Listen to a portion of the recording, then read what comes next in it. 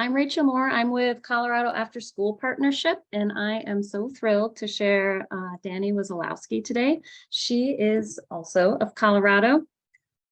She is going to share her amazing program that is tailored specifically to the local community she's in and the school district scheduling. It's Family Fridays, a bilingual STEM programming for adults and youth. So take it away, Dani. Thank you for being here.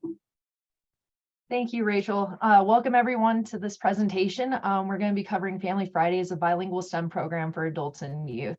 My name is Dani Wesolowski, and I am a 4-H Youth Development and After-School Enrichment Specialist for Garfield County. Today, we're going to kind of go over what Extension is, what AmeriCorps is, what this program is, and how we include STEM within our programming for both adults and youth. So let's go ahead and dive in. So just a little bit about myself. I am a native Coloradan, very proud of that. I grew up in Parker, Colorado, which is about 20 minutes south of Denver. I had no knowledge about agriculture or really anything within Extension. I just fell in love with outdoors and kind of decided to pursue a degree in agriculture just because I love animals, I love cropping systems. Everything about agricultural Extension is just me. At CSU, I ended up getting 5 degrees there over the course of 7 years. My last one was my master's in agricultural extension, and that's kind of what led me into Garfield County. So for the past 8 years or so, I've been working on the Front Range from Parker all the way up to Fort Collins. And within the last 3 years, I've been focusing my attention on the Western region. So Garfield County basically spans from Glenwood Springs all the way up to DeBeck. 80% of our population up here is Hispanic. And that kind of drew in a lot of the reasoning why we created this program is that we wanted to hit our Hispanic population, as well as, you know, providing programming for both adults and youth. So most of you guys probably know what Extension is, but we'll just go over it really quick. Extension is a part of land-grant universities. So for Colorado, that's going to be Colorado State University. Extension offices are located in almost every county. These offices are run by university employees, that'd be me, and volunteers who are experts in 4-H, local crops, landscaping, soil, gardening, pests, and so much more, from embryology to entomology, fishing to alpacas. We kind of do it all. And then almost every single county in the US has an extension office, and those offices are supported by land-grant universities. If you guys do not know who your extension agents are for your local county, we will provide you a link to the national 4-H site later in the day where you guys can go ahead and reach out to your own extension agents, or you can get a hold of myself and I'm happy to link you with them as well. The whole purpose of Colorado State University Extension is to empower Coloradans and address relevant community issues using dynamic and science-based educational resources. And that's our primary focus within Family Fridays. When I look at Extension, I kind of look at it as an extended hand of the university, where our goal is to help our community with pretty much whatever they need. We're just the go-to resource. All right, so we're going to go ahead and talk about AmeriCorps. So some of you guys might have AmeriCorps within your counties.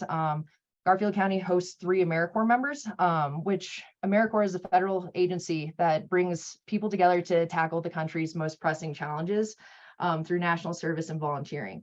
So the members that we have serve 900 hours over the course of a year.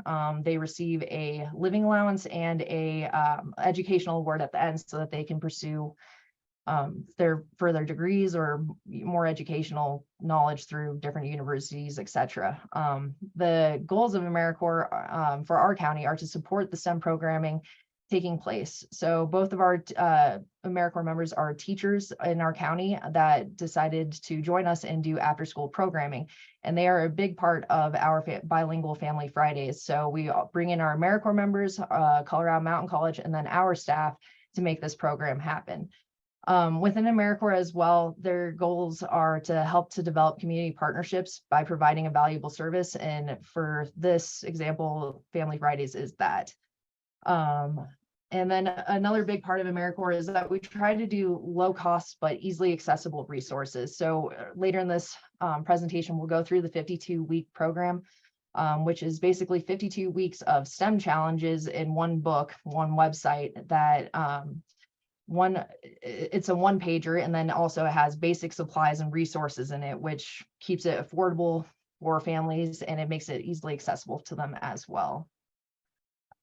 All right, so in Garfield County, our main programs that we provide, we just finished doing our free seed program. We hit about 300 families where we provide them with a variety seed packages to plant for this year.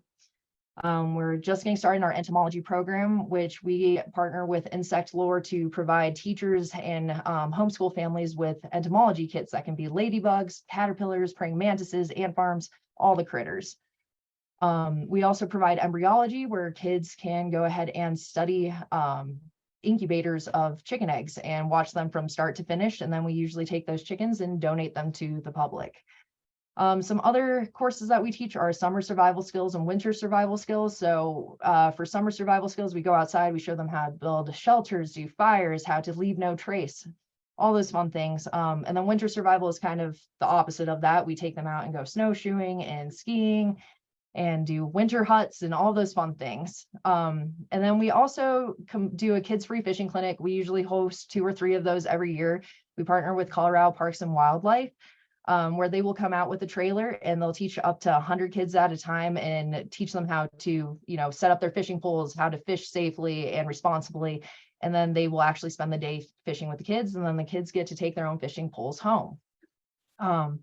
Next, we do the Meal Monkey program, which is a big part of Family Fridays as well. It's kind of how we all got started with Family Fridays. Is we decided to create these one-page activities, which you guys will get to practice here in a little bit, and with a very short list of resources and supplies that these students need to use. And that goes with their weekly meals for free and reduced lunches, and that goes out to families. We serve about 300 a month. And with Family Fridays, we kind of took that program of the one-pagers and brought that in because we just kind of wanted to foster more Hispanic education.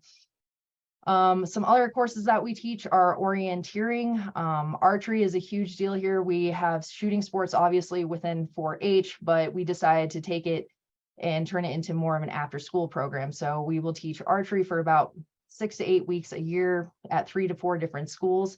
And by the way, your extension offices locally, they also have these resources to provide archery or orienteering or embryology, etc. So any of these programs that I just mentioned that seem of interest to you, definitely reach out and we can bring those programs to your school. Continuing on, we also teach veterinary science. That's a huge program here, everything from swine to cattle to horses. And then Family Fridays, which is clearly what we're going to be talking about here in just a minute, a little bit more in depth. And then lastly, we provide access after school STEM programming at 2 different middle schools within our county.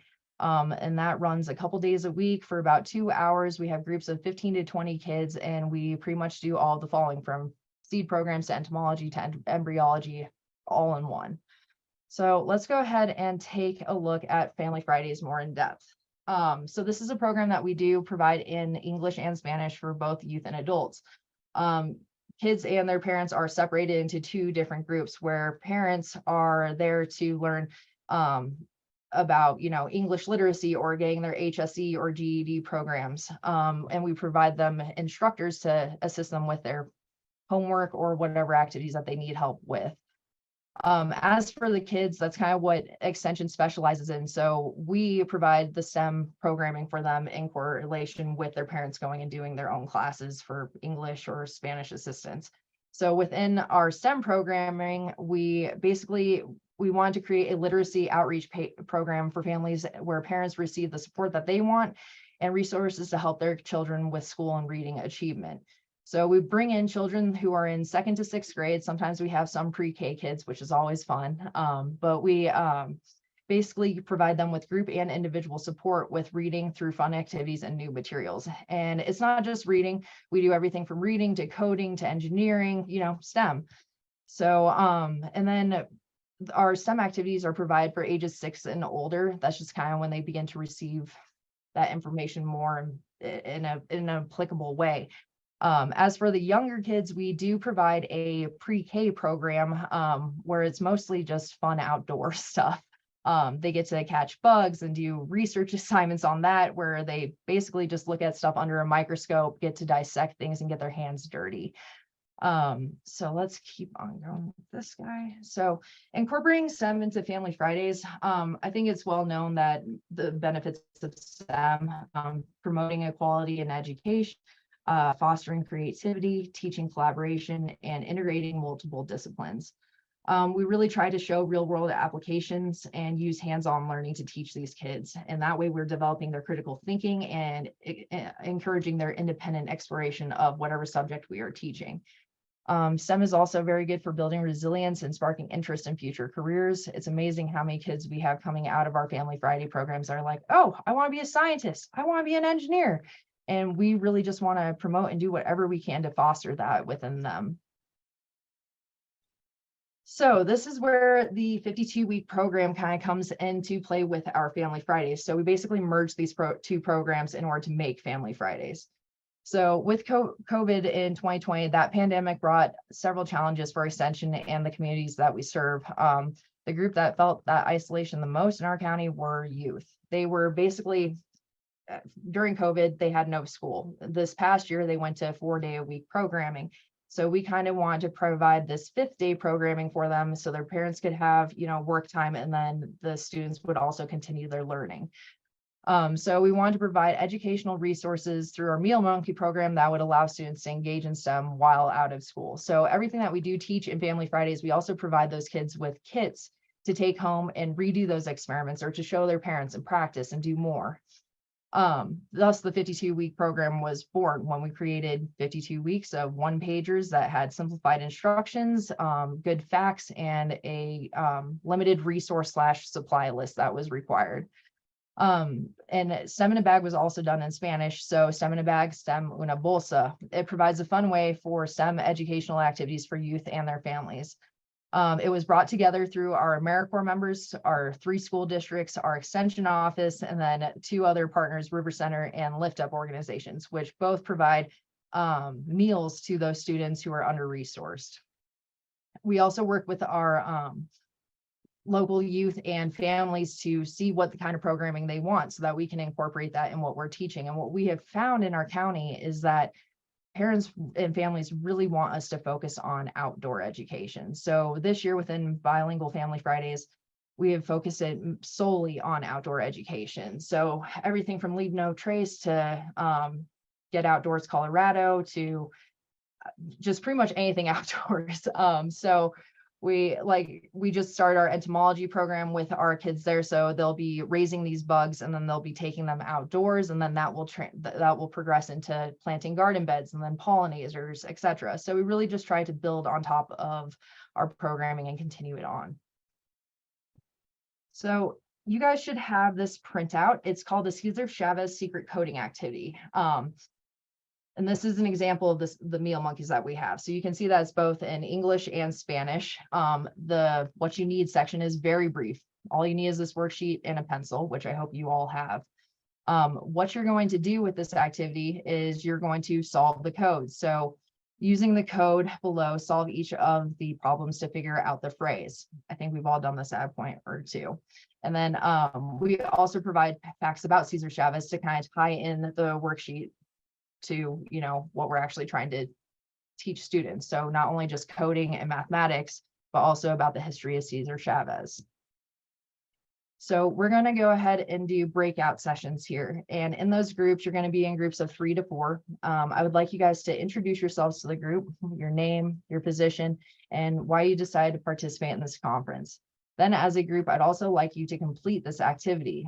We'll share what the secret code is. And then I kind of want you guys to brainstorm about what benefits are there to students who utilize this activity outside of coding and mathematics. I want you to think outside of the box.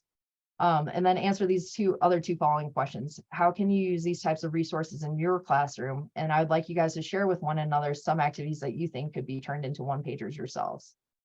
So Jason, if it's good with you, we can go ahead and go into breakout sessions.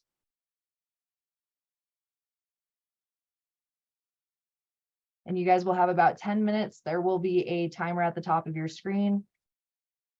And we should be good to go. Hello, everyone, and welcome back. A couple of our groups were taking a little bit longer than expected. So we're actually going to break you guys back out into breakout rooms to give you guys a couple more minutes to finish up the rest of the questions. And for all of you newcomers, we also are going to put you guys into breakout sessions, and the rest of the groups can discuss with you guys what we're doing. And you guys, yeah, about 5-10 more minutes to go ahead and do that. Jason, if you're ready, we can go ahead and do that. Welcome back, everyone. So what we're going to do next is we're going to do kind of a group share. So if one person from each of your guys' group could volunteer to answer these questions. So I would just like to know, what is the secret code? What benefits did you guys find for students who want to utilize this activity? How can you use these resources in your own classroom? And then share some activities that you think could be turned into one-pagers that you guys discussed in your groups.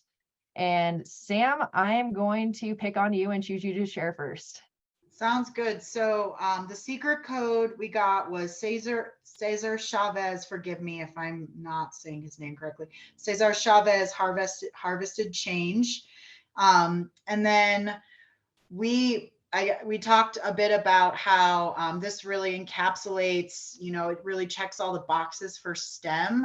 But what I really liked about it was that it also connects to other disciplines as well, like history, for instance, and depending on the audience who's attending your event or in your classroom, I think it's a really rich opportunity to, and I want to be clear, I'm talking for Sam, I'm not speaking on behalf of CDE necessarily, but from Sam's perspective, I think that leveraging like labor, it can be a really amazing asset-based approach depending on, again, the audience. It gives students and caregivers, humans, an opportunity to think about why these initiatives, why this work is important, and gives people a chance to think about how it fits into their own lived experience. And think about their own identities and, opportunities for things like storytelling, which, as we mentioned, can be a really rich experience in helping humans to build learning and internalize learning. So I think this is great. And Sam, do you have any activities that you thought of that could be turned into these one-pager meal monkey kind of things?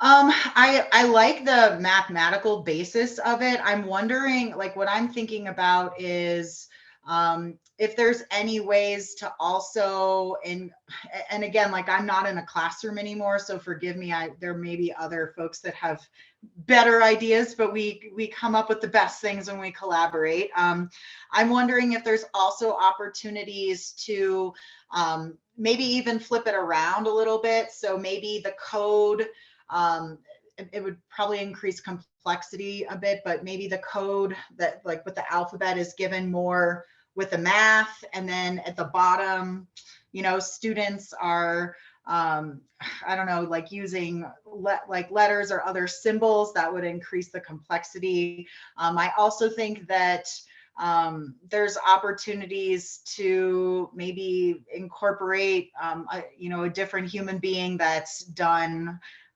really amazing work. In Colorado, we honor Cesar Chavez with a holiday. And so maybe there's other, humans from history, for instance, that could also be centered in an activity like this. Yeah.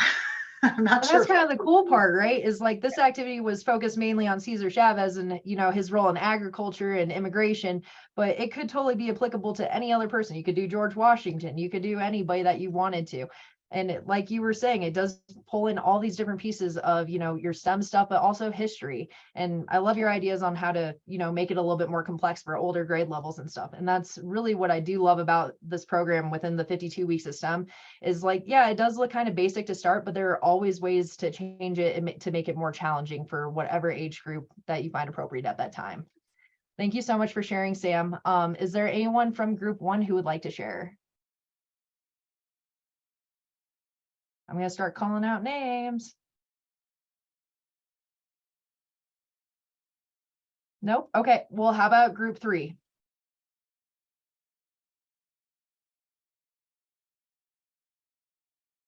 All right. Well, Kristen, I see you on my screen. Is there anything that you would like to share?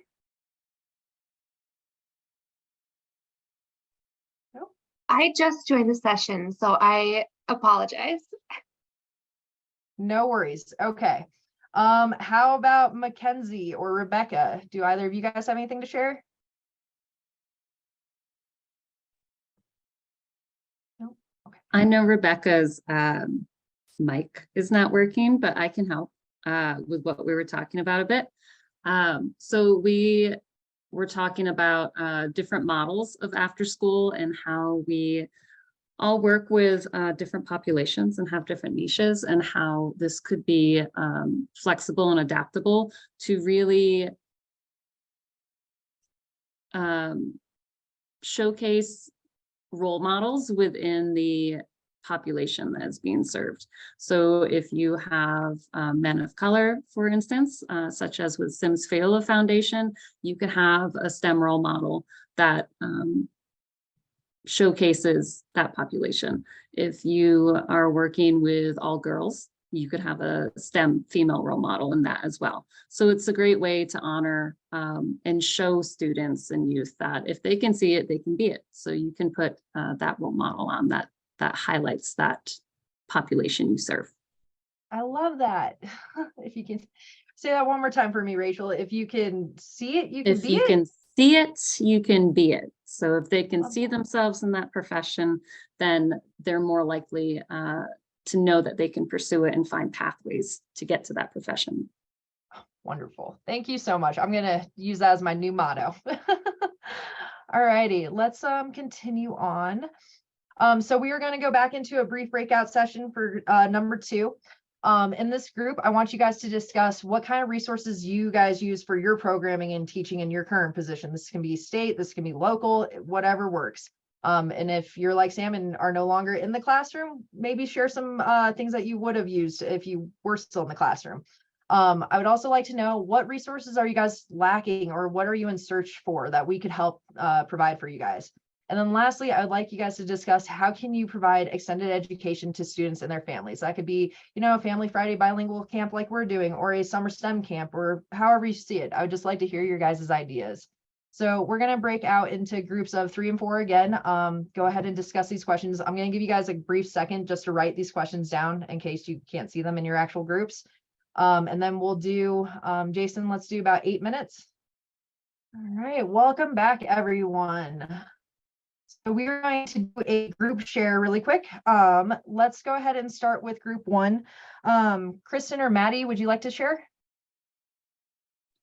Yeah, I can go ahead and share. We spend most of our time talking about like support staff. And so one of my things that I was talking about is, as someone who manages staff, how do I encourage my staff to also be knowledgeable in the things that they're talking to the kids about, so that they are able to portray that message in a way that the kids will understand, but also in the same breath being open to not knowing the answers and learning together with the kids, teaching the kids we're all human, no one knows everything. So I don't know the answer to that, but we're going to find the answer together. Sounds good, Maddie. I think where it really starts for a lot of educators is kind of that getting that motivation to learn. For me, at least, it came through active learning. So when I came into Extension, I really did not have any experience with robotics or rocketry or anything like that. And honestly, I was pretty hesitant to get involved with it because I was like, I don't know anything about this, and how am I going to teach this to a whole group of kids? But I found that just by getting in it and actually learning with the kids, I fostered my knowledge and my desire to keep on growing and learning about those things, because the kids had such a great interest in it. It was just a huge motivator for me. So I think maybe connecting kids with your faculty and giving them the room to, experiment and try things out to learn, I think that's always a great place to start. All right, let's do room 2. Who would like to share from our group? Well, I think Sam just put into the chat. She said, modeling the community-based collaborative nature of STEM is so important. We figure it out together, just like real science. And that is so very true. I totally agree. It's always collaboration. Okay, well, that was room 2. Let's see, from room 3, does Kimberly or Jason or Maddie want to share?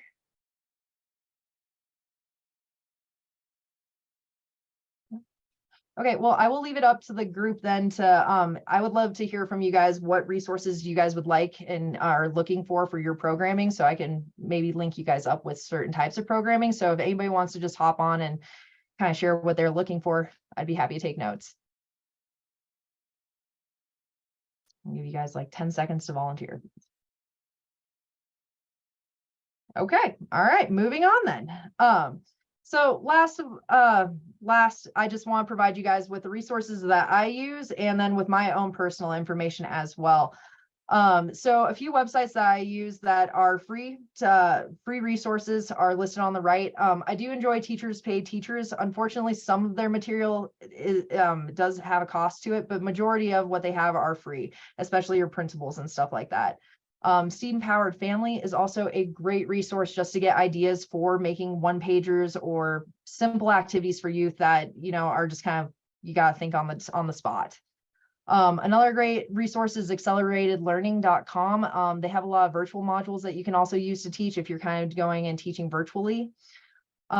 Three Ducks Design. If you guys are interested in engineering and having kids, you know, just build and create, this is a wonderful, wonderful website for that. They do offer kits on there that do come at a cost, but you can apply for their scholarship or grant program through them to where you can get these kits for free.